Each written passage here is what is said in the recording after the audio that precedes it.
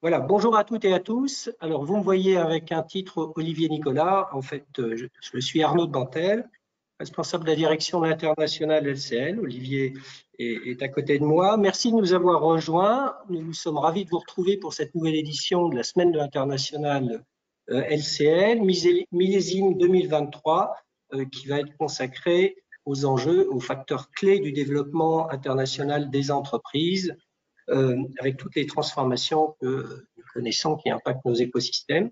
Et donc, pour l'aborder de façon concrète par le témoignage de ceux qui la pratiquent au quotidien. Alors, pour ce faire, nous avons le plaisir d'accueillir d'abord notre grand témoin Arnaud Vessier.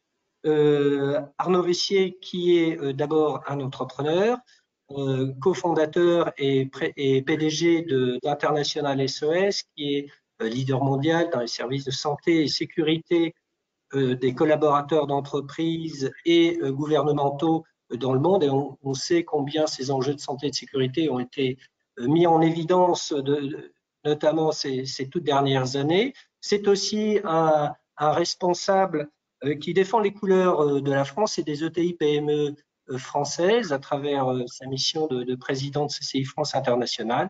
Et c'est aussi un responsable qui défend bien entendu, engagé auprès des ETI, PME et ETI françaises à travers son mandat de vice-président du mouvement des ETI. Donc, des expériences et une vision très intéressante à partager aujourd'hui et nous l'en remercions.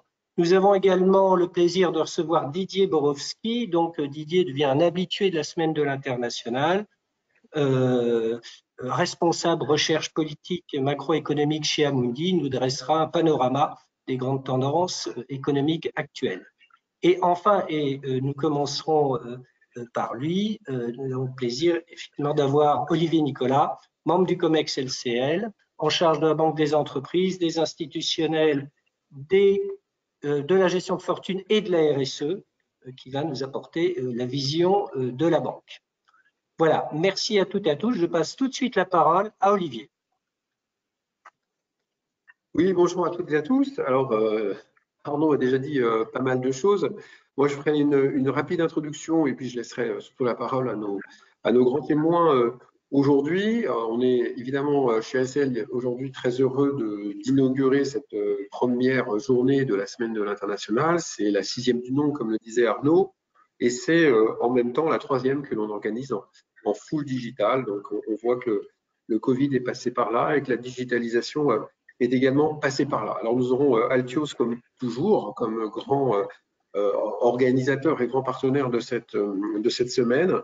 Et puis on va essayer, comme le disait Arnaud, dans un contexte qui est vraiment très différent cette année, d'identifier, de décrypter quels sont les voies, les chemins, parfois étroits et souvent plus compliqués qu'avant sur le développement de l'international, de nos entreprises, pour affronter les défis qui sont les leurs. Alors, on a une organisation sur 4 jours, c'est pas tout à fait une semaine, et on va alterner organisation plénière. La première a lieu ce matin, et puis les organisations, les rendez-vous plus individuels avec tous les partenaires, les correspondants à la fois d'Altios, de LCL et du groupe Crédit Agricole, je pense à Cassib en particulier, présents dans quasiment tous les pays.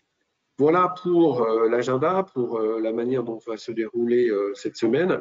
Alors, comme je le disais, on a un environnement qui a fondamentalement changé depuis l'année dernière, à peu près un an, là, quand on a commencé à rentrer dans ce conflit qui abîme l'Europe, avec d'abord des tensions géopolitiques qui sont maintenant extrêmes et qui sont à peu près partout aux 4 coins du globe, entre grandes puissances, entre grandes régions. On pense bien sûr au conflit Chine-USA, à la Russie qui joue un jeu au milieu de tout ça, nos embargos pris par tous les grands pays, toutes les grandes zones économiques vis-à-vis de la Russie et ses satellites.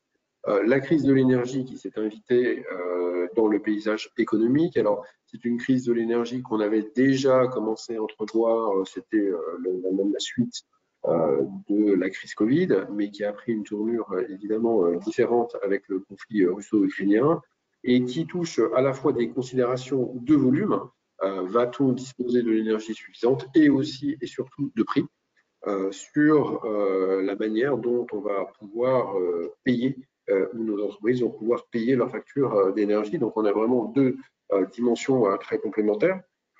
Et puis, fort de tout ça, on a vu le retour de l'inflation, ou plutôt on a vu un retour qui là aussi avait commencé avant le conflit russo-ukrainien, mais qui s'est emballé pour des raisons à la fois d'embargo, de pénuries diverses et variées. Et en corollaire, on a vu les banques centrales réagir, alors certains diront avec un peu de retard, on verra ce que Didier en pense, et qui ont commencé à amorcer assez vigoureusement d'ailleurs des hausses de taux sur la partie de la courbe qui les intéresse le plus, c'est-à-dire la partie courte, à tel point qu'on est aujourd'hui sur des niveaux qu'on n'aurait probablement pas imaginé il y a un an et encore moins il y a 18 mois. Donc, environnement financier qui a beaucoup bougé, qui a eu évidemment son lot de volatilité sur les devises, sur les marchés d'une manière générale, parfois avec des retours à la normale assez étonnants, je pense au marché actions, mais aussi sur des marchés de matières premières. Et dans le même temps, on a vu assez naturellement un abaissement assez généralisé des perspectives de croissance économique sur l'ensemble des zones.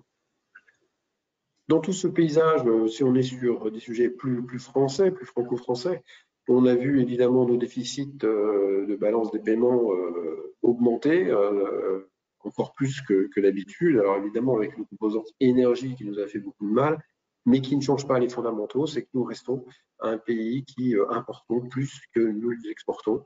Et on est là vraiment au cœur de notre problématique du jour. Et tout ça, tout cet environnement, évidemment, remet aussi en cause de manière plus macroscopique les modèles économiques, les modèles d'organisation de l'économie, avec des tendances que l'on avait vues commencer à apparaître avec la crise Covid, mais qui se sont là encore amplifiées. Tout ce qui est relocalisation, alors est-ce qu'on relocalise directement chez soi, est-ce qu'on relocalise dans des zones qui sont proches et qui sont jugées comme amies? Et en tout cas, ce mouvement est largement mis aujourd'hui en tête de toutes les politiques économiques. Je dirais que là, c'est un peu un panorama général et surtout assez négatif, en tout cas avec un prisme plutôt négatif. On a aussi quelques bonnes nouvelles qu'on peut trouver de ci, de là. Alors, elles ne font pas forcément la généralité du marché, mais on observe, et on l'observe particulièrement chez LCL, que on a des entreprises qui finalement vont bien selon les secteurs, selon les positionnements stratégiques avec du pricing power et que en fait le peloton des entreprises s'est beaucoup étiré entre celles qui sont en grande difficulté, celles qui ont souffert et qui souffrent du contexte économique, et puis celles qui s'en sortent plutôt bien. On a un marché du travail qui est résilient un peu partout dans le monde, et globalement, on a une économie qui a mieux résisté qu'on ne l'imaginait. Donc tout ça est plutôt positif, ce qui veut dire qu'on a encore aujourd'hui des mouvements d'investissement, d'implantation à l'étranger. Donc c'est toujours à l'ordre du jour. Et puis c'est invité, ou en tout cas c'est amplifié dans le paysage que je décrivais, une accélération très forte vers la transition écologique et économique, puisqu'on a vu depuis la crise de l'énergie que l'indépendance énergétique était quelque chose de très important et qu'il fallait y travailler et l'accélérer. Donc on a de nombreuses politiques qui favorisent cette transition, à la fois pour la production et pour l'économie d'énergie. Et puis on retrouve un peu le même type de considération sur les politiques de défense, les politiques aussi agricoles, tout ça pour garder une souveraineté ou retrouver une souveraineté qui nous mette à l'abri des conflits et des dangers les plus immédiats ou les plus importants. Avec un certain nombre de programmes, je pense que Didier y reviendra en France, en Europe et bien sûr aux États-Unis. Donc tout ça crée à la fois de nouveaux défis, mais probablement de nouvelles opportunités pour nos PME et nos ETI, et c'est vraiment le sujet que nous allons essayer de débattre et d'éclairer tout au long de cette journée, avec quelques questions très simples. C'est comment se développer à l'international aujourd'hui dans le contexte que je viens de décrire très rapidement. qu'est-ce qu'il faut aller chercher à l'international dans ce contexte? Est-ce que c'est de la croissance, c'est de la résilience? Est-ce que c'est des contournements à des politiques plus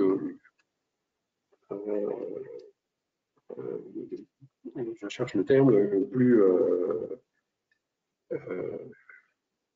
protectionniste, voilà.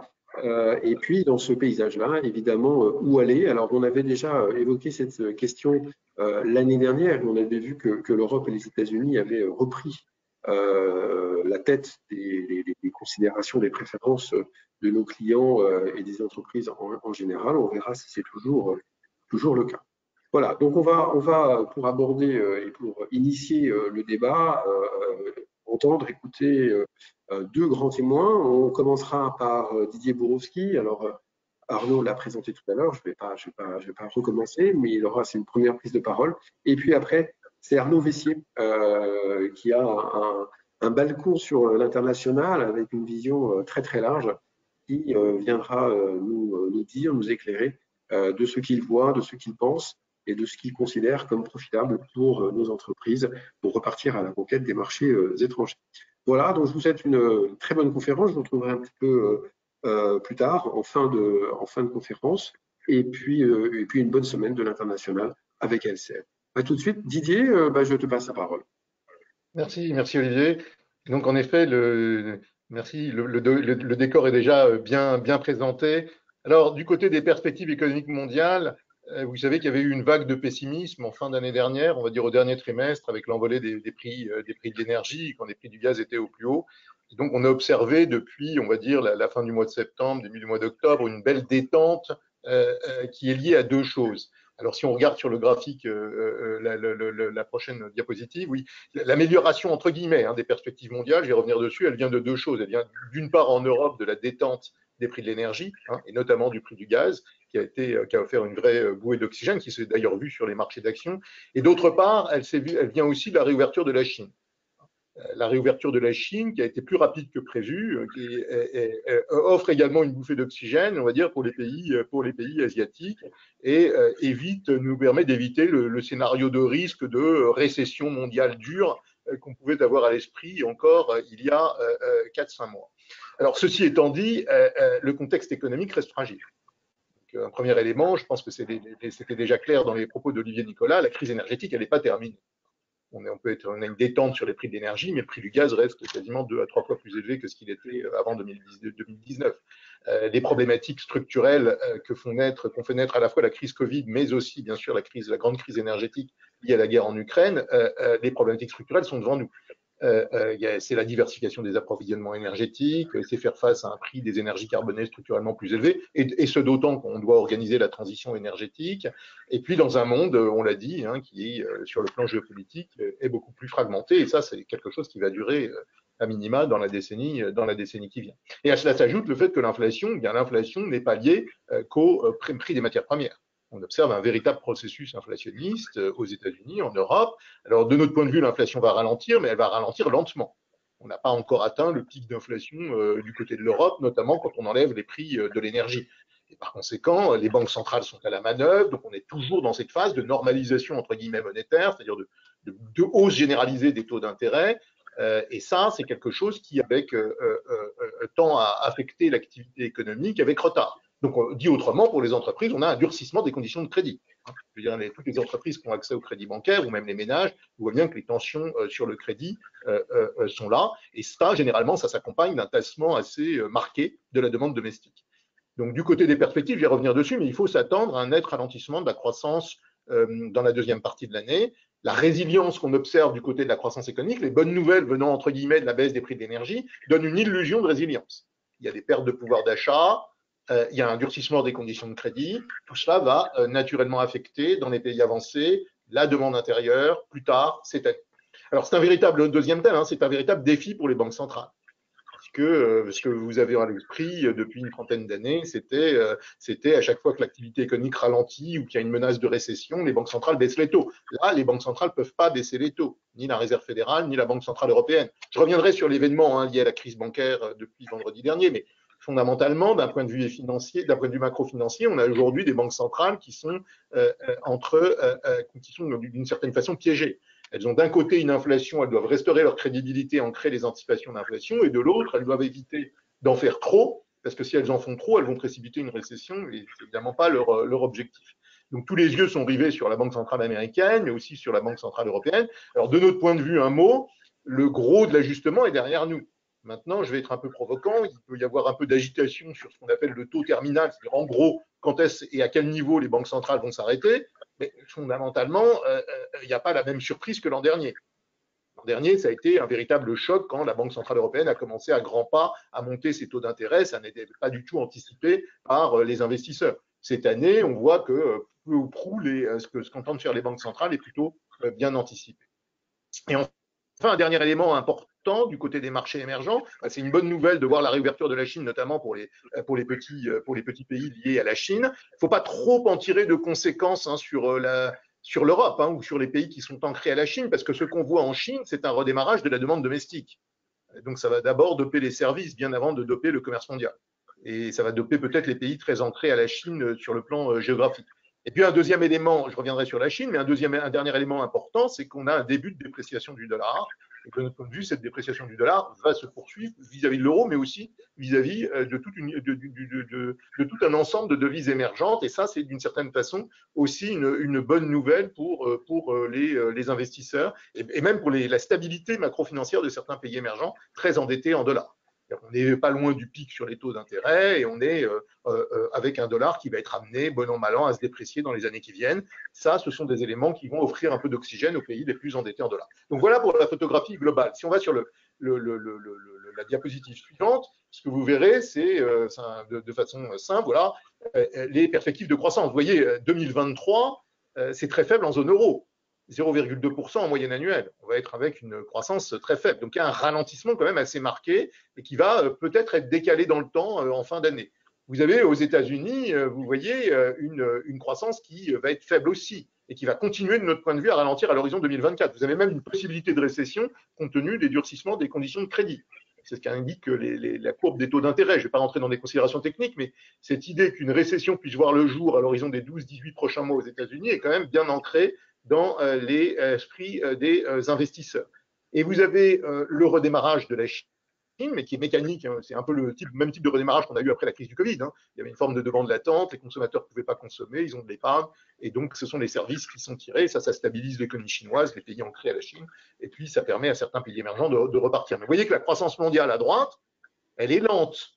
Des croissances mondiales inférieures à 3%, c'est généralement des régimes de croissance très lente.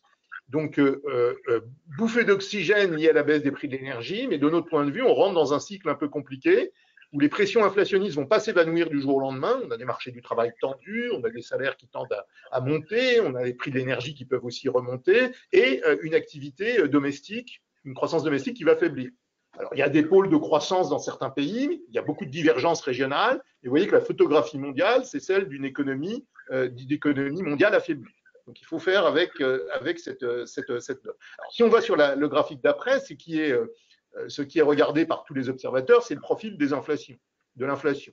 Donc oui, il y a un ralentissement de l'inflation, c'est ce qu'on anticipe n'est pas très très loin de ce qu'anticipe le consensus, il faut être clair. Il y a une belle détente qu'on doit voir d'ici, on va dire, dans les 18 prochains mois. Mais ce sur quoi on met l'accent de notre point de vue, de notre côté, c'est le fait que quand vous ôtez les prix de l'énergie, cette détente, elle ne va pas être spectaculaire cette année. Et donc, on entre, de notre point de vue, dans un nouveau régime, probablement avec une inflation qui va être structurellement plus élevée. On ne va pas revenir rapidement dans les clous des banques centrales. On ne va pas revenir rapidement à 2% sur l'inflation.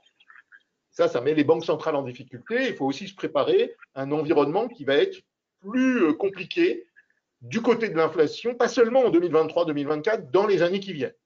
De notre point de vue, on rentre dans un régime qui va être structurellement plus inflationniste, sans qu'on soit au même niveau d'inflation qu'aujourd'hui. L'inflation sera plus faible qu'aujourd'hui, mais fondamentalement, on s'attend à une inflation qui va évoluer entre 2 et 4%.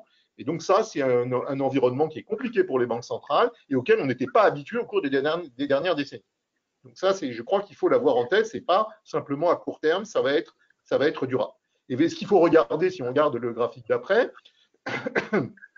c'est la partie à droite en turquoise, tout en bas, c'est-à-dire l'inflation hors alimentation énergie. Vous voyez que si l'inflation totale ralentit, c'est essentiellement lié à la partie en rouge, au prix de l'énergie. La partie en turquoise, l'inflation sous-jacente, hors alimentation et énergie, vous voyez, continue de grimper. Donc, on est toujours dans ce processus de diffusion des pressions inflationnistes et du choc inflationniste qu'on a connu. Ça, ce n'est pas encore bien ancré, ce qui explique l'attitude des banques centrales. Alors, je passe rapidement sur le graphique d'après, qui était simplement pour illustrer sur la partie droite la détente sur les prix de l'énergie. Vous voyez les prix du gaz, beau ralentissement des prix du gaz, bonne nouvelle, mais on est quand même encore substantiellement plus élevé, à un niveau plus élevé qu'au début de la crise.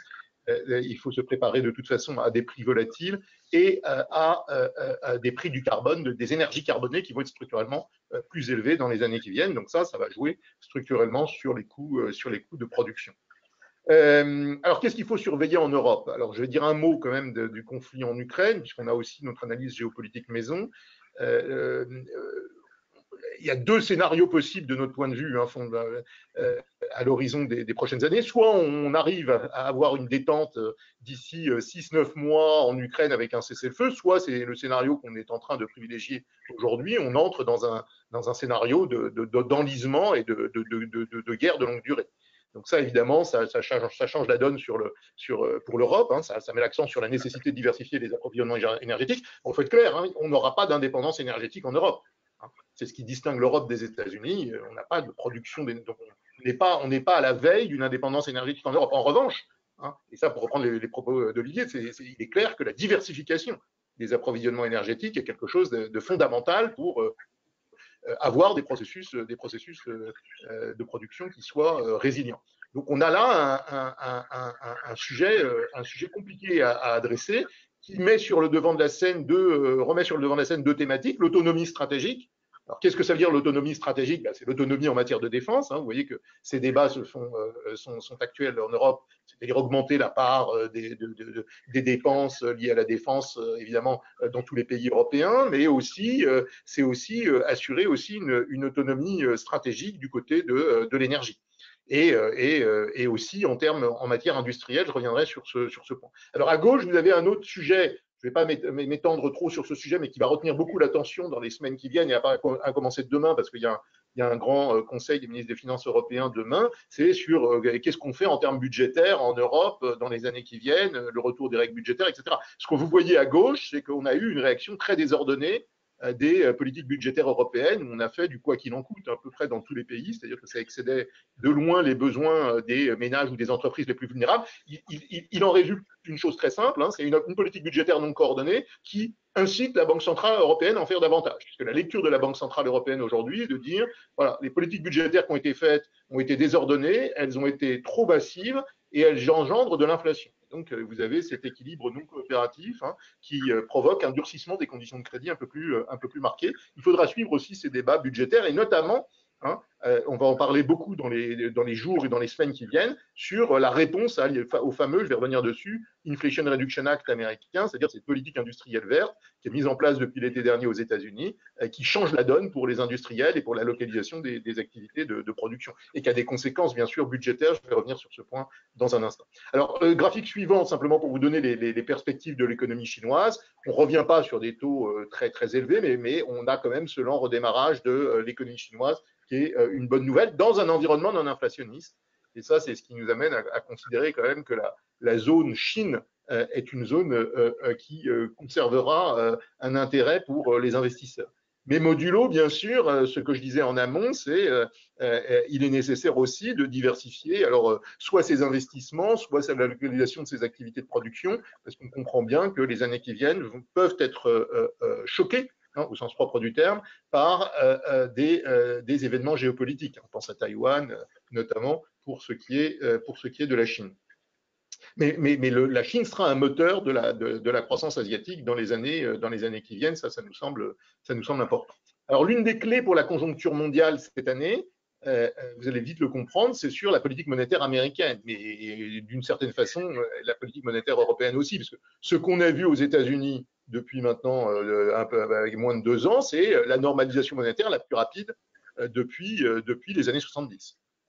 On n'avait pas connu de choc d'offres sur les prix d'énergie depuis les années 70, on n'avait pas connu d'envolée de l'inflation depuis les années 70, on a la récession qui pointe son nez même si elle n'est pas là aux États-Unis, c'est cette épée de Damoclès à l'horizon fin 2023, début 2024. Donc, la question, c'est de savoir si la Banque centrale doit faire comme dans les années 70 et précipiter une récession ou arrêter de monter les taux pour que l'économie encaisse, absorbe ces hausses de taux d'intérêt. Ça va faire la conjoncture. D'une certaine façon, ça va faire la conjoncture. Parce que si vous avez une réserve fédérale qui continue de monter ses taux agressivement, ce qu'on ne croit pas, ça peut précipiter une récession aux États-Unis et ça aurait par ricochet des effets importants sur la conjoncture européenne. Donc il va falloir suivre ça de très près. De notre point de vue, alors on est en train de regarder ça de très près, les conséquences de l'événement de crédit, la faillite bancaire de SVB vendredi, c'est quelque chose qui va sans doute calmer les ardeurs de la Réserve fédérale à durcir les conditions de crédit parce que on voit qu'on peut avoir des événements de crédit et un enchaînement d'événements de crédit. Donc on ne croit pas au risque systémique, mais c'est quand même pas un non-événement, ce qui s'est passé aux États-Unis vendredi dernier, réaction des autorités cette semaine. Donc ça va probablement inciter les banques centrales à être un petit peu plus prudentes, mais c'est un peu trop tôt pour dire l'impact sur la stratégie monétaire. Alors je voulais revenir simplement sur dire 2-3 mots de la politique industrielle en Europe et aux États-Unis. Alors d'abord commencer par l'Inflation Reduction Act, pour simplement faire un peu de pédagogie. Ce qu'on appelle l'Inflation Reduction Act, c'est-à-dire loi sur la réduction de l'inflation, c'est un paradoxe. Aux États-Unis, ça n'a rien à voir avec l'inflation. Ça n'a rien à voir avec l'inflation. C'est une politique industrielle verte de subvention à certains secteurs énergétiques. Donc c'est un projet historique, puisque c'est la première fois que les États-Unis endossent une politique aussi verte, de façon aussi agressive. Ça a été le fruit d'un effort bipartisan, non anticipé, qui est arrivé soudainement au mois d'août entre républicains et démocrates, après des luttes au mérite. Ils sont arrivés à un compromis, c'est assez spectaculaire. Et ça a été complètement négligé, on va dire, jusqu'au mois de septembre-octobre, c'était complètement passé inaperçu en Europe.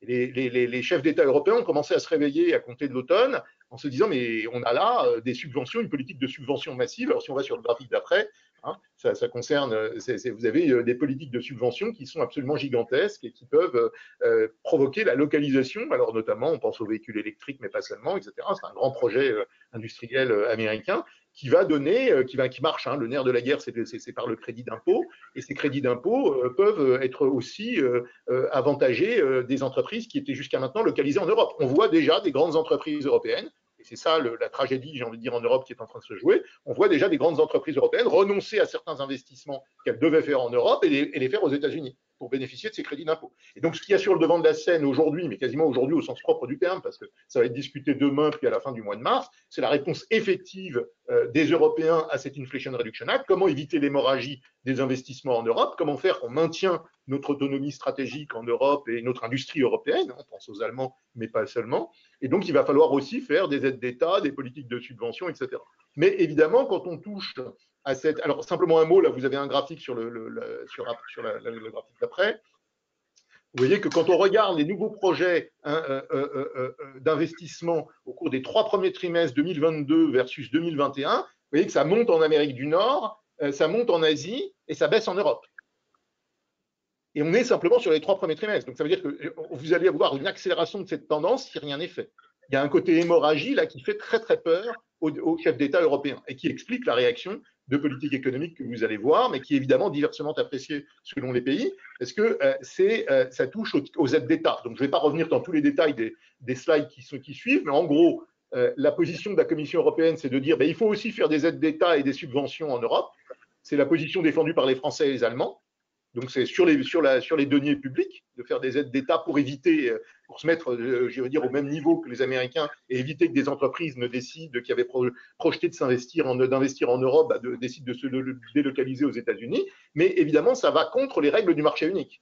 Parce que les règles du marché unique, elles veulent qu'il n'y ait pas, enfin c'est très réglementé les aides d'État pour éviter que les pays qui n'ont pas les moyens puissent faire la même chose. Et si vous avez par exemple un graphique qui est sur la page 20, donc voilà, la page d'après encore, et sur ce graphique, vous voyez que ce qui se passe depuis le début de la crise, c'est que c'est essentiellement l'Allemagne et la France qui ont fait des aides d'État. Parce qu'elles avaient les moyens, ces deux pays qui avaient entre guillemets les moyens de mener donc les petits pays très endettés n'ont pas les moyens, donc c'est un problème. Donc vous avez une proposition d'un fonds souverain européen, mais qui est rejeté par les pays du nord de l'Europe. Donc vous voyez qu'on rentre dans la cuisine européenne comme d'habitude. Dans tous les moments de crise, il y a une cuisine européenne savoir comment on doit procéder. Vous aurez une communication et vous commencez à avoir une communication sur des aides d'État qui va voir le jour. Alors, par exemple, la semaine dernière, vous avez le slide d'avant, la diapositive d'avant, l'Europe vient d'adopter de nouvelles mesures afin de soutenir la transition vers une économie à zéro émission nette. Donc, ça concerne panneaux solaires, batteries, turbines, pompes à chaleur, électrolyseurs, etc. Donc, vous avez toute une… Et donc là, ce n'est que le début. C'est-à-dire qu'on va continuer probablement d'aller dans cette direction, probablement avec des décisions État par État aussi, pour éviter qu'il y ait une baisse des investissements en Europe liée, encore une fois, à la politique industrielle verte, très agressive des États-Unis. Et ce que disent les Américains aux Européens, en un mot, c'est écoutez, faites la même chose que nous. N'attendez pas à ce qu'on aide les entreprises à ne pas se délocaliser aux États-Unis. Si vous voulez qu'elles ne se délocalisent pas, faites la même chose que nous. Mais ça a des conséquences très importantes sur la mondialisation. Parce que vous avez de facto un choc sur les règles du commerce mondial. Et donc là, vous avez une fracture supplémentaire de l'espace mondial qui va être moins… la mondialisation prend un coup à nouveau. Ça va être une autre mondialisation plus fragmentée qu'on va voir dans les années qui viennent. Alors, je vais finir par deux mots très rapides sur deux concepts, si on va sur la diapositive 22, sur deux concepts qui sont très à la mode ces temps-ci, qui ont été mis sur le devant de la scène par les Américains, notamment le friendshoring. Vous en avez peut-être entendu parler. C'est un concept un peu mou, évoqué par Janet Yellen, qui dit en gros, il faut se localiser dans les pays, les activités de production dans les pays amis. C'est quoi les pays amis, Donc, vous voyez déjà les pays amis ou les pays qui partagent les mêmes valeurs, sous-entendu les pays qui ne sont pas susceptibles de connaître des chocs militaires, des chocs géopolitiques dans les années qui viennent. Et puis vous avez un deuxième concept qui vient par-dessus, qui est le nearshoring. C'est-à-dire qu'il faut localiser ces activités de production, alors pas nécessairement dans le pays, c'est pas de retour à domicile, mais dans des pays voisins. Alors ça peut être aussi lié à la transition climatique. Parce que le coût en carbone est plus élevé si vous importez de l'autre bout du monde par rapport à… Et donc, ces deux tendances se télescopent et vont venir d'une façon encore heurter, je veux dire, l'évolution du commerce mondial. Donc, on sort de façon évidente de la grande mondialisation. On n'est pas pour autant dans une démondialisation, mais c'est une mondialisation différente qui va être sûrement plus inflationniste que par le passé. Donc, on sort de la grande mondialisation des inflationnistes qui a duré du milieu des années 80 à la période récente, et on entre dans une période, une mondialisation plus heurtée, plus compliquée, où il va falloir faire très attention, et où le thème central, et donc je finirai par ça, dernier graphique, ça va être la résilience. C'est-à-dire qu'on voit bien que du côté des chefs d'entreprise, des grands groupes, quand on pose les questions, avant, la priorité dans les décennies passées, c'était produire au moindre coût et éclater les chaînes de valeur. Aujourd'hui, c'est plus seulement ça. Il y a un nouveau facteur qui est la résilience des processus de production qui est devant nous, qui va amener des relocalisations dans certains… Donc, sûrement pas de tout remettre à domicile, mais de bien se diversifier à l'échelle internationale en termes de localisation pour résister aux chocs du futur, qui peuvent être des chocs climatiques ou des chocs géopolitiques. Et donc ça, c'est un véritable défi, à la fois sur le plan macro-financier, parce que de notre point de vue, ça aura une conséquence sur le niveau des prix, mais c'est un défi aussi pour la localisation des activités, de production. Donc si j'essaye de résumer, vous avez sur le plan conjoncturel une croissance molle avec une inflation qui va ralentir, mais qui va ralentir lentement, et des banques centrales qui vont bientôt finir de monter les taux, mais qui vont les laisser hauts pour plus longtemps. Ça, c'est pour la conjoncture. Voilà. Et puis, il y a un deuxième élément, c'est ces deux crises qu'on a connues au cours des dernières années, c'était la crise du Covid plus la crise énergétique liée à la guerre en Ukraine, eh bien, sont entre guillemets des game changers, changent les règles du jeu et provoquent ou accélèrent la transition vers un nouveau régime où la mondialisation aura moins le vent en poupe, où le commerce mondial sera moins j'ai envie de dire, le moteur de l'activité mondiale, et on aura des économies qui seront plus tirées par la demande domestique. Donc voilà, en un mot, j'étais un petit peu long, ce que je souhaitais dire aujourd'hui sur les perspectives. Un environnement compliqué, mais porteur d'opportunités. Il faut faire très attention à la diversification.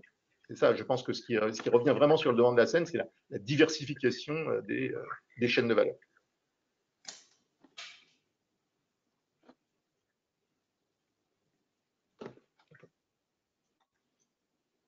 Ah, pardon. Je disais, Didier, que c'était aussi la diversification qui favorisait la résilience, que tu as énormément mis en avant. Peut-être peut-on passer la parole maintenant à Arnaud Vessier, alors qui donnera un éclairage plus micro, hein, après la vision très très macro, très très globale de Didier. Donc on aura comme ça deux angles très complémentaires. Arnaud, je vous passe la parole. Oui, merci Olivier et merci pour vos deux présentations, Olivier et Didier. Je trouve que vous avez bien représenté le fait que la situation est à la fois préoccupante, mais en même temps, il y a des tas d'opportunités dans la mesure où on se réoriente proprement. Et je dirais que le propre d'un chef d'entreprise, c'est d'être optimiste. Alors, optimiste, mais réaliste. C'est-à-dire qu'évidemment, l'optimisme tout court risque d'amener à la catastrophe. Mais s'il n'y a pas d'optimisme, il n'y a pas d'entrepreneuriat. Donc, je vais vous parler là pour quelques minutes, à la fois d'International SOS et puis des chambres de commerce françaises à l'international et du mouvement des entreprises françaises, le METI en France, qui est un mouvement en pleine émergence et particulièrement remarquable. Alors peut-être démarrer par International SOS. Que faisons-nous? Nous, notre métier, c'est de s'occuper de la santé et de la sécurité des collaborateurs d'entreprise. Entreprises au sens large, ça peut être des grandes entreprises, ça peut être des entreprises moyennes, ça peut être des universités qui sont aujourd'hui des entreprises, ça peut être aussi des organisations non gouvernementales, par exemple Médecins du Monde, Médecins sans frontières, et aussi les gouvernements. En fait, 40% de notre activité est de supporter et d'aider les employés du gouvernement à travers le monde. Et que fait-on pour eux? On va mettre en place tous les plans de gestion de santé et de sécurité, c'est-à-dire depuis la prévention jusqu'à la grande crise en matière de santé et en matière de sécurité, de l'information, du suivi quand les collaborateurs sont en mobilité et enfin l'intervention en cas de crise sécuritaire aiguë. À travers ces différentes activités, ça nous permet d'être présents dans à peu près toutes les crises qui ont lieu dans le monde, que ce soit les crises sécuritaires, par exemple lorsque le président Suharto a perdu le pouvoir en Indonésie, ou bien beaucoup plus récemment ce qui s'est passé en Afghanistan à Kaboul, que ce soit les crises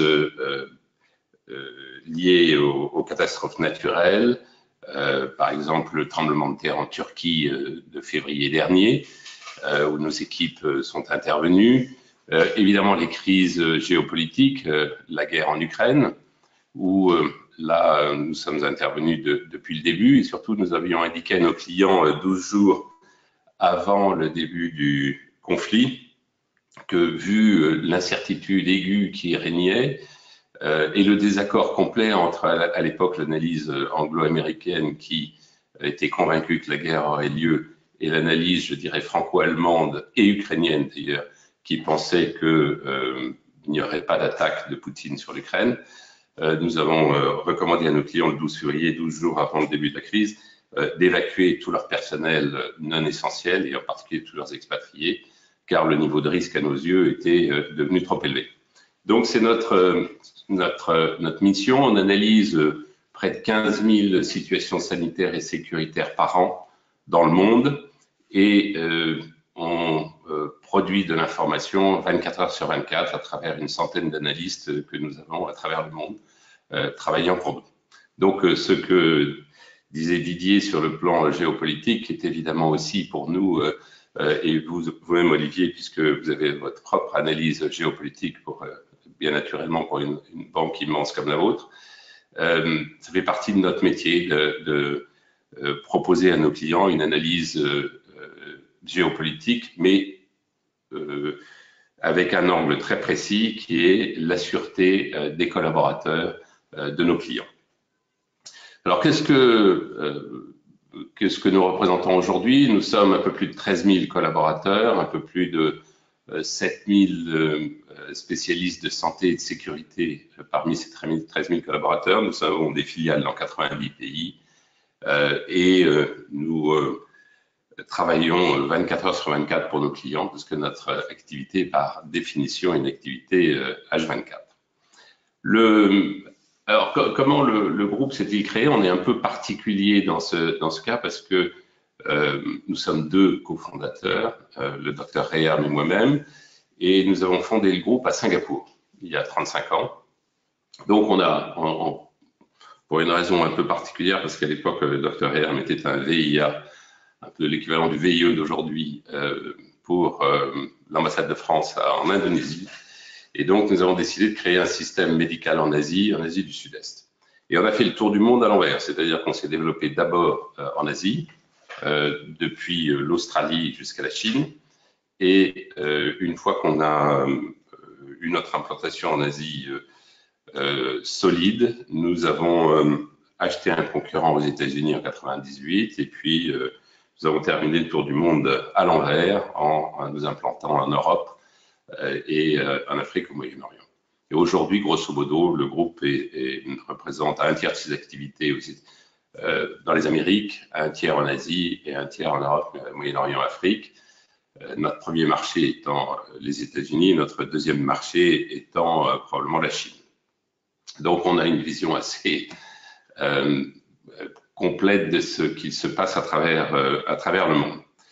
Alors, pour illustrer ce qu'on fait, c'est nous qui sommes intervenus, ou nous intervenons systématiquement dans toutes les grandes épidémies, le SRAS, le H1N1, le H5N1, enfin, l'Ebola et évidemment le Covid-19, où par exemple la clinique de Wuhan internationale est une filiale du groupe, et le médecin français qui intervenait toujours à la télévision pour donner une vue de la situation à Wuhan est un salarié du groupe.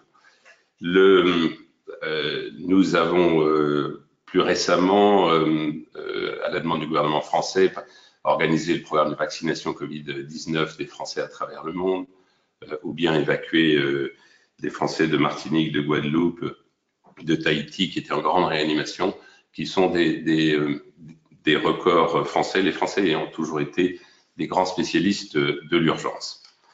Une grande tradition française, vous avez eu les SAMU après la guerre, les Français sont les seuls à mettre des médecins dans des camions et à proposer le concept d'avoir un médecin qui intervient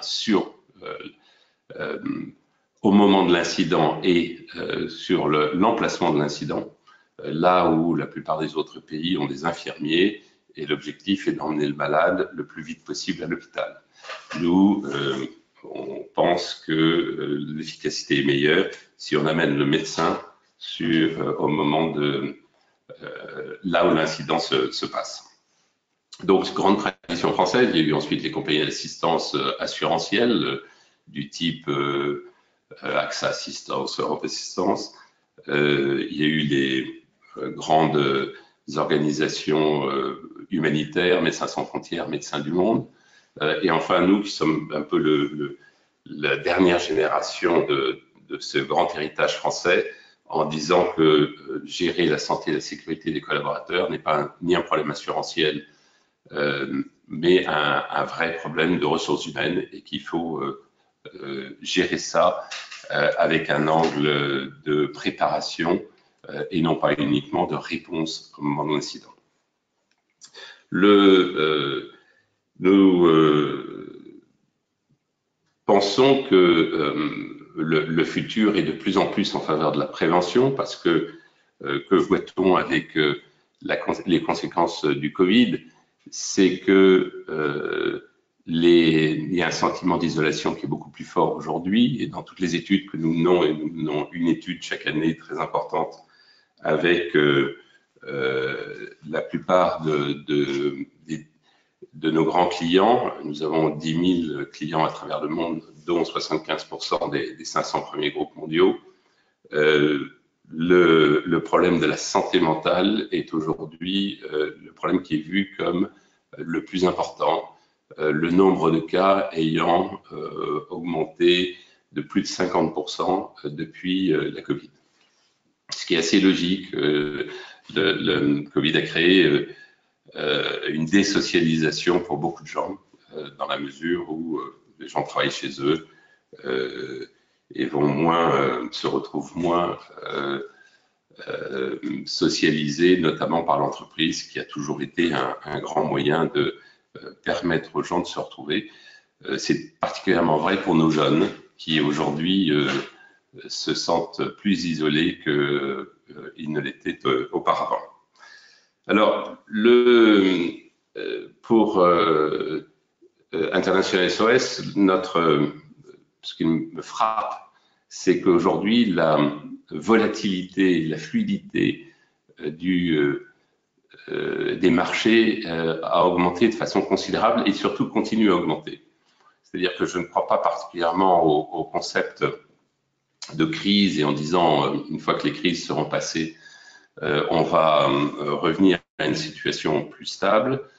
Nous croyons au concept de permacrise, c'est-à-dire que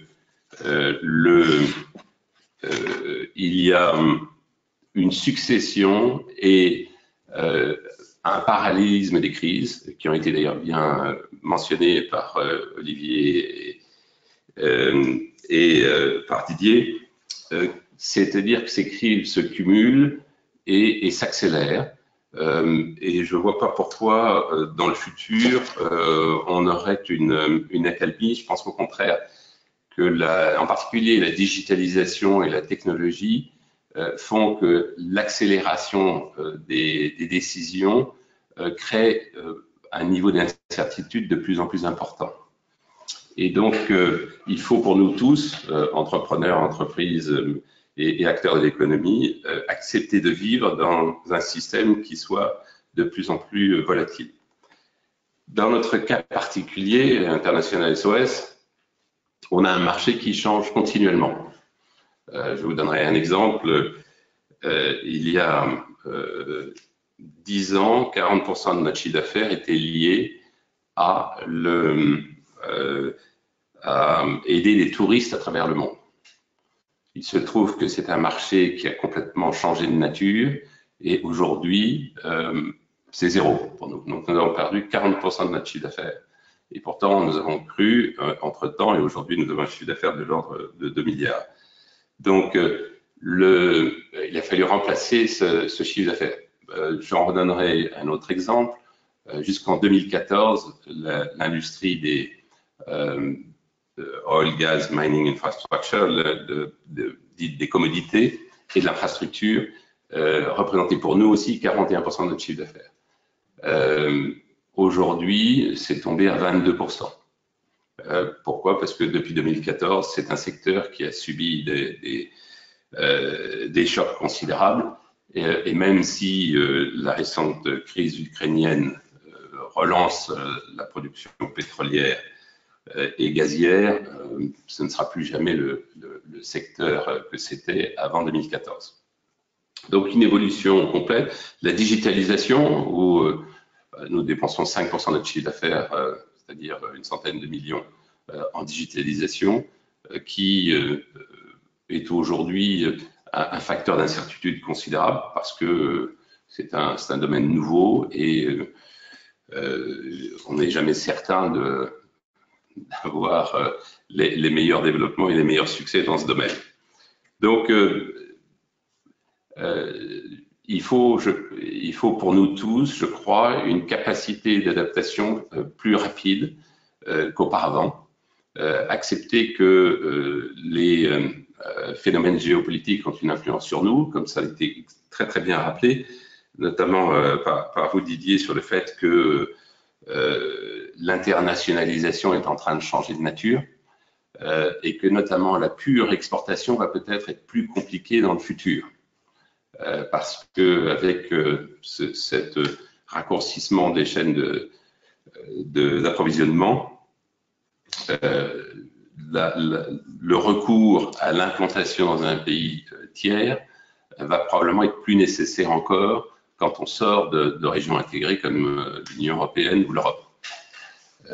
Parce que les barrages à la pure exportation vont probablement augmenter. D'où, je pense, une stratégie d'implantation, en tout cas, ça a toujours été la nôtre, très forte, mais une stratégie d'implantation qui doit être aussi très disciplinée et qui, selon moi, doit être dans les pays limitrophes du pays de départ. Donc, si on est une société française en Europe, c'est beaucoup plus simple d'aller exporter en Belgique, en Suisse ou en Grande-Bretagne, même si la Grande-Bretagne est un peu plus compliquée aujourd'hui, que d'aller exporter aux grandes internationales. Et aux grandes internationales, partir, si possible, avec des grands clients pour diminuer le risque de l'implantation aux grandes internationales. Alors, pour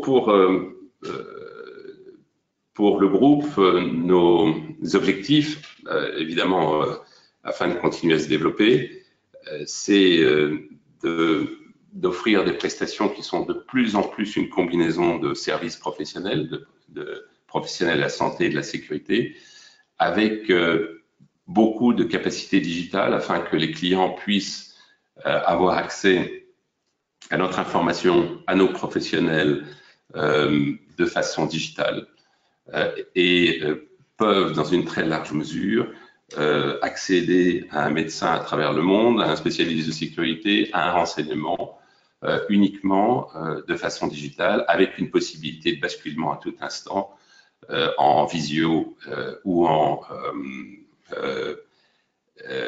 téléphone si il le souhaite. Mais la nouvelle génération veut accéder à l'info de façon, et au service, non seulement à l'information, mais aussi au service, de façon directe et non plus à travers un tiers comme ma génération le faisait auparavant.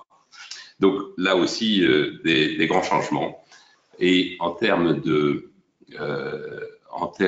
géographie, pour nous, un gros investissement aux États-Unis, qui est quand même une zone de forte croissance et de stabilité géopolitique. Et en même temps, suivre nos grands clients sur l'international, en particulier les entreprises chinoises quand elles partent à l'international, puisque c'est souvent à nous qu'elles demandent de mettre en place leurs infrastructures médicales à travers le monde quand elles-mêmes se exportent et s'implantent, et en Afrique et en Asie. Donc ça, c'est le cadre, je dirais, de présentation de l'International SOS, mais ça m'a amené depuis toujours à une réflexion sur le fait que être chef d'entreprise, ça vous prend 24 heures sur 24, et le risque, c'est que vous restez dans un monde qui est le vôtre et qui est évidemment totalement centré sur votre entreprise. Et j'ai toujours souhaité élargir le champ de réflexion et le champ d'action en ayant une action associative importante et notamment en faveur des entreprises françaises à travers le monde. Et je l'ai fait dans deux domaines, les chambres de commerce françaises et le métier. Alors, peut-être, je vais vous décrire rapidement les chambres de commerce françaises pour ceux qui ne sont pas familiers avec elles. Les chambres de commerce françaises sont établies dans 94 pays à travers le monde avec 119 chambres. Et elles représentent l'ensemble du tissu économique, depuis les entreprises créées par des Français à l'étranger, les start-up, les PME, jusqu'aux grands groupes qui sont très largement représentés dans les chambres de commerce et souvent très influentes dans les boards et même souvent dirigeants ou présidents des chambres de commerce. Que font-elles? L'idée, c'est de développer l'aide aux PME françaises pour qu'elles puissent exporter dans le pays où la chambre de commerce est implantée. Par ailleurs, c'est de replanter l'ensemble de la communauté des chambres dans le monde. Et puis, enfin, d'aider les entreprises, par exemple, prenons la Chambre de Grande-Bretagne, d'aider les entreprises de Grande-Bretagne à s'implanter en France en choisissant des interlocuteurs, en introduisant ces entreprises auprès d'interlocuteurs français. Donc c'est un rôle tout à fait remarquable. Et en même temps, on a souhaité mettre ces chambres de commerce dans le cadre du team France Export, où vous avez des sociétés comme Altios, vous avez les chambres de commerce, vous avez Business France, et vous avez également les chambres de commerce françaises et la BPI. Et Dieu sait qu'aujourd'hui, en matière de commerce extérieur, comme l'avait rappelé Olivier, notre déficit est quand même sérieux. Donc, il faut qu'on travaille tous ensemble. Et je veux dire que grosso modo, le travail en commun de l'ensemble des acteurs s'est considérablement amélioré au cours des 10 dernières années. Et ça fonctionne plutôt bien. Donc, c'est un élément de satisfaction. Sur le plan plus domestique, français, je trouve qu'un des grands événements de ces quelques dernières années, et en particulier depuis que le président Macron est au pouvoir, c'est la reconnaissance des entreprises de taille intermédiaire. Il y a maintenant la reconnaissance du fait que si on veut que la France continue à croître, il faut absolument aider les entreprises qui produisent en France. Et les ETI, entreprises de taille intermédiaire, c'est des entreprises qui ont entre 250 et 5000 salariés. Ces entreprises sont très largement liées au territoire. À la différence des grands groupes, un peu comme International SOS, où nous pouvons nous implanter un peu où nous voulons, les ETI ont besoin du territoire, qui sont très implantés dans leur territoire, et sont celles qui font vivre le club de foot, qui font vivre l'association culturelle, qui font vivre la région, la ville dans laquelle ces ETI sont implantés. Et donc, il est indispensable de les aider. Et le mouvement des entreprises françaises, le METI,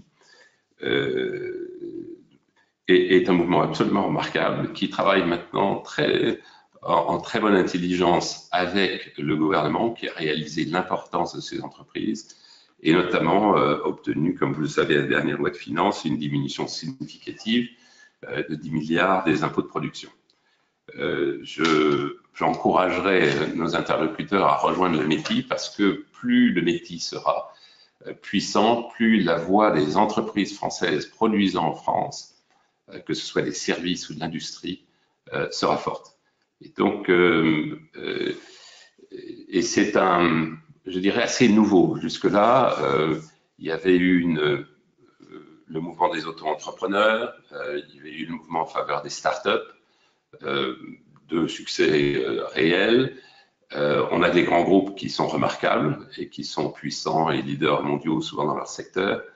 Le milieu intermédiaire, donc le milieu des ETI, est un milieu qui a souffert depuis 30-40 ans et qui n'est plus, qui est devenu plus petit que celui qui existe en Italie, en Grande-Bretagne et évidemment en Allemagne. Et je crois qu'il y a consensus sur le fait qu'il faut absolument relancer nos entreprises qui produisent en France. Dernier point que je voulais mentionner, sur, je dirais un peu un partage d'expérience. Comment partir à l'international, comment se développer. Au début, je disais qu'il fallait de l'optimisme et du réalisme. Certainement de l'optimisme parce que la conjoncture est quand même difficile. Mais de toute façon, on n'a pas le choix puisque si on ne grandit pas, on périclite. Donc, par définition, il faut chercher la croissance quand on est entrepreneur. Pour moi, il y a quelques éléments simples. Le premier, c'est la maîtrise de l'anglais. Et il faut maîtriser l'anglais. Mieux on maîtrise l'anglais, plus grandes seront les chances. Et donc, si on ne le maîtrise pas directement, recrutons des jeunes qui le maîtrisent.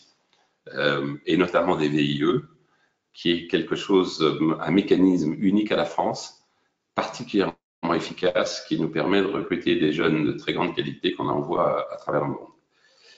Le deuxième, c'est d'attaquer les pays les plus proches. Et le troisième, c'est de suivre ses clients. Le quatrième, je dirais d'être très prudent sur les aventures du grand international parce que ça prend beaucoup de temps, c'est très cher, et vérifier quelle est la règle de droit. Il ne faut pas oublier que dans les pays émergents, oui, ils représentent la croissance, mais en revanche, ils ne protègent pas en matière de règles de droit, donc on est toujours à la merci du partenaire ou bien d'une situation juridique instable. Et quand on est une PME, il faut être sûr qu'on puisse continuer, même ou une ETI, même si un jour un événement juridique défavorable a lieu. Donc voilà quelques éléments peut-être assez banals, mais qui permettent de partager une longue expérience à l'international. Merci Arnaud, merci pour ces focales différentes hein, de l'entreprise, de votre entreprise à ce que vous observez de manière plus générale de par vos mandats associatifs, comme vous l'avez rappelé. L'heure tourne. En fait, moi, j'avais 2-3 mots à vous donner ou à vous dire en conclusion pour qu'on puisse laisser la place ensuite aux questions et puis qu'on puisse ensuite retrouver nos occupations respectives. En fait, ce que je voulais peut-être vous donner comme éclairage complémentaire, c'est qu'à un niveau plus bancaire, on a des observations qui finalement vont, et c'est assez logique, vous allez me dire, mais qui vont dans le sens des témoignages que l'on a eus ce matin, à la fois de la part de Didier et d'Arnaud. Le premier, c'est que sur le commerce international en tant que tel, on a eu une croissance de l'activité, mais une croissance de l'activité en nominal. On voit bien les effets de l'inflation, on voit bien les effets de l'énergie, on voit bien les effets monétaires. En revanche, et là je suis vraiment sur les métiers classiques hein, du trade finance, tout ce qui est crédoc, import, export, etc., on voit bien que les sous-jacents, hein, c'est-à-dire en volume, les biens et services qui sont échangés, eux, sont plutôt en baisse. Et on le voit de manière très évidente quand on rentre sur des secteurs. On voit bien que toute la partie biens de consommation textile en particulier est très en baisse. Et puis on voit à l'inverse que des secteurs plus sur la défense, l'agro, sur les ENR, les matériels de ce type-là sont en hausse. Donc, quelque part, ce que l'on observe à un niveau monétaire et d'activité bancaire est bien le reflet de ce qu'on vous disait. Et là encore, le commerce international est fait d'opérations commerciales de ce type-là. C'est aussi fait de garanties bancaires hein, que l'on peut donner à nos clients sur des marchés étrangers pour s'implanter, pour garantir des débouchés, etc.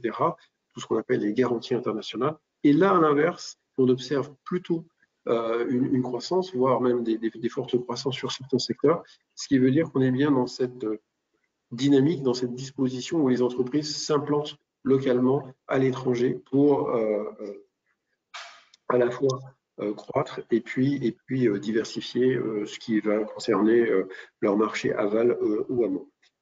Sur la partie du conflit russo-ukrainien, sans grande surprise, peu d'impact direct sur les entreprises. Évidemment, de ci, de là, on va trouver quelques entreprises très exposées, mais c'est quand même très limité dans le paysage économique français. Et puis, ce qu'on a observé en 2022, et là, on est vraiment dans la tendance de ce qu'on disait aussi, c'est beaucoup de sollicitations pour trouver des cibles à l'étranger. Et ça, Altios pourra en témoigner. Hein, dans les métiers traditionnels d'Altios, qui sont l'accompagnement à l'étranger au travers de création de structures, de portage salarial, etc. Et bien cette partie-là, on va dire qu'elle baisse, mais en tout cas, elle baisse en valeur relative. Et ce qui prend le pas, c'est vraiment la recherche, le screening de cibles qui peuvent être intéressants pour nos clients, et en tout cas tous ceux qui mandatent Altios pour aller sur ce terrain-là. Quand on est sur ce terrain-là, et là encore, c'est pas une surprise, c'est vraiment une confirmation, mais une confirmation à la fois des propos de nos invités, mais aussi de ce qu'on avait commencé à voir l'année dernière, c'est l'Europe qui tient vraiment le haut du panier. Donc, on est vraiment dans cette logique de relocalisation ou de nearshorisation. En tout cas, on va considérer qu'on est aussi dans la friendlisation, parce que l'Europe, on va considérer quand même qu'on est tous amis. Et puis, les États-Unis, c'est le grand retour des États-Unis pour les raisons qui ont été abondamment évoquées. Alors, on a toujours un reliquat d'Asie, mais c'est vraiment Europe, États-Unis qui font aujourd'hui l'attraction de nos clients vers l'international. Si on va un petit peu plus sur les fondamentaux ou sur ce qui continue d'animer nos clients sur l'international, je le disais tout à l'heure, beaucoup quand même sortent, en tout cas un certain nombre sortent de ces différentes crises plutôt renforcées.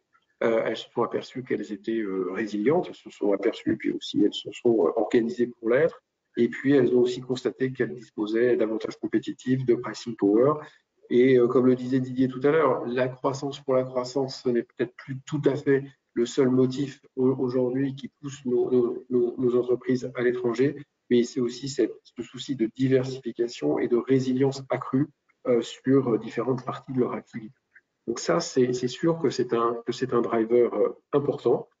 Et puis, elles s'aperçoivent aussi, pour certaines d'entre elles, en tout cas peut-être les plus avancées dans leur politique de croissance externe, que souvent, sur leur marché domestique, les concurrents sont connus, les positions sont prises, et qu'il est de facto très difficile de pouvoir continuer à croître sur son marché domestique. Et donc, on va voir à l'étranger sur des marchés sur lesquels, je dirais, les règles de la concurrence ou les limitations à la concentration et la saturation sont moins prégnantes que sur le marché français ou le marché européen. Donc, on a aussi cette nécessité d'aller voir à l'extérieur, assez loin, des relais de croissance qu'on n'a plus sur le marché domestique.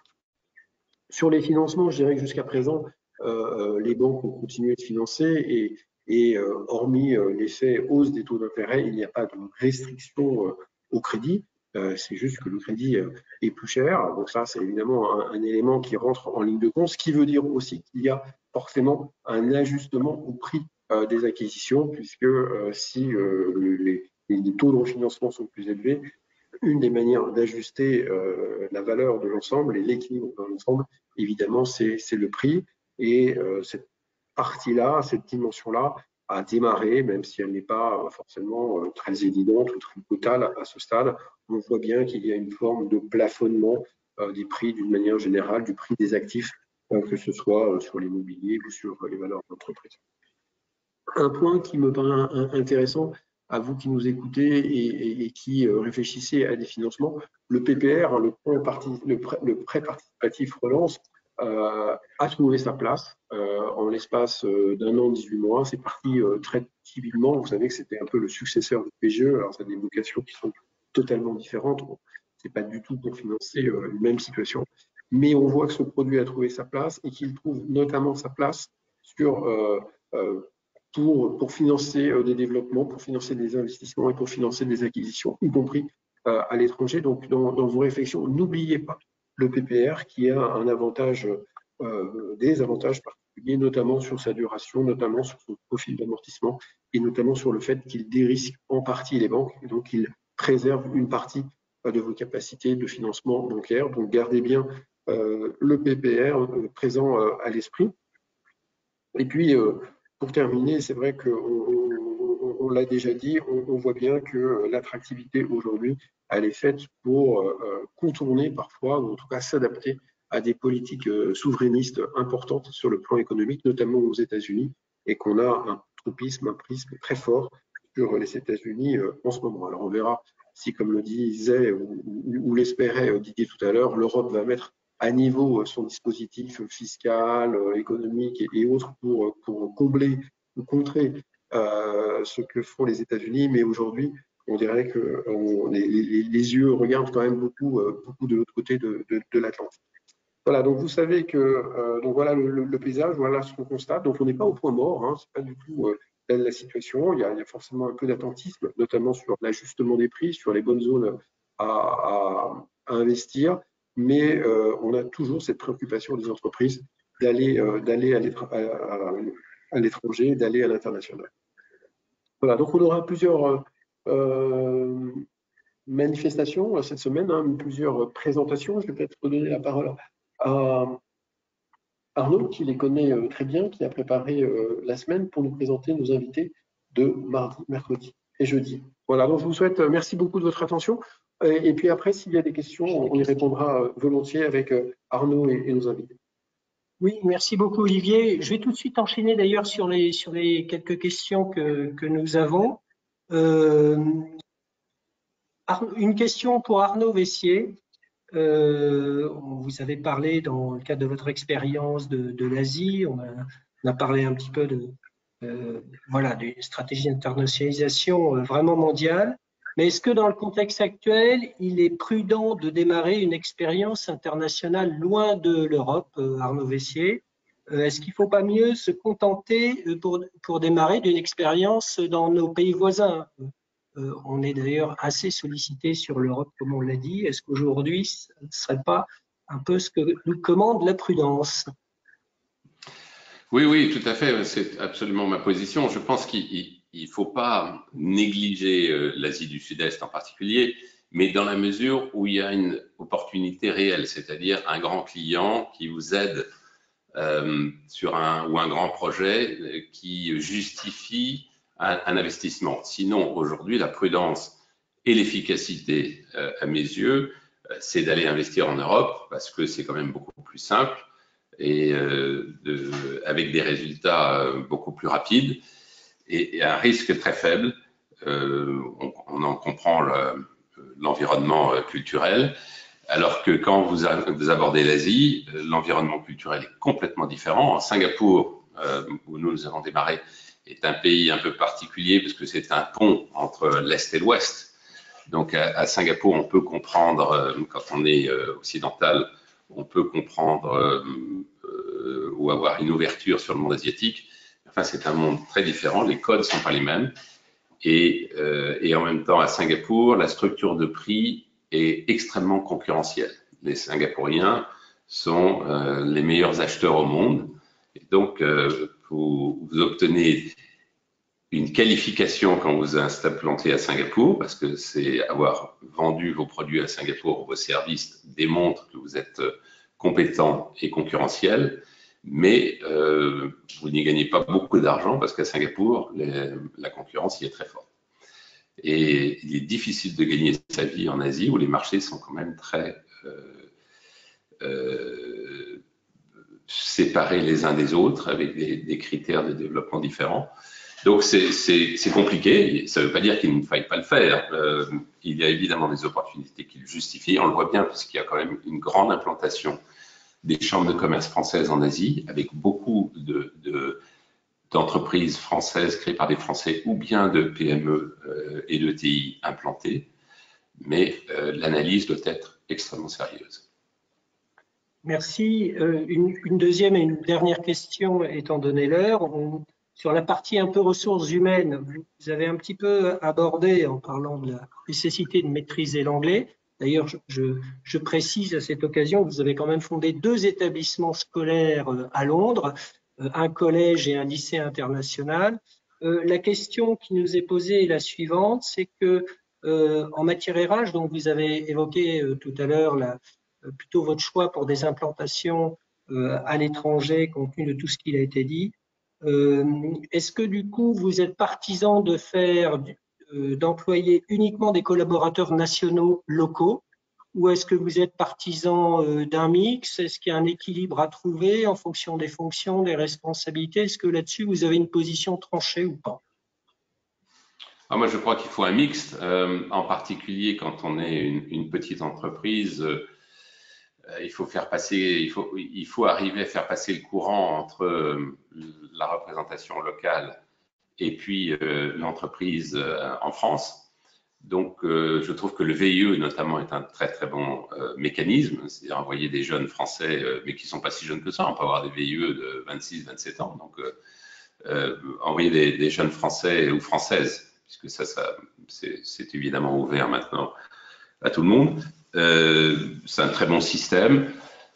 Après, on peut avoir des représentants locaux, mais il n'y a pas la même culture et souvent il y a une très forte incompréhension. On le voit quand il y a une petite structure avec un local au début et l'entreprise en France, le courant passe souvent très mal. Donc moi je crois assez à des expatriés au début. C'est quand ça grandit où on peut vraiment mettre des locaux et peu à peu remplacer un management par un management local. Et enfin, sur oui, les 2 écoles dont vous avez parlé, merci, elles sont 50%, elles sont complètement bilingues. Donc, les enseignements sont à 50-50 français-anglais, tout en étant complètement des curriculums français. Parfait. Écoutez, merci beaucoup. C'est très clair, Arnaud Vessier.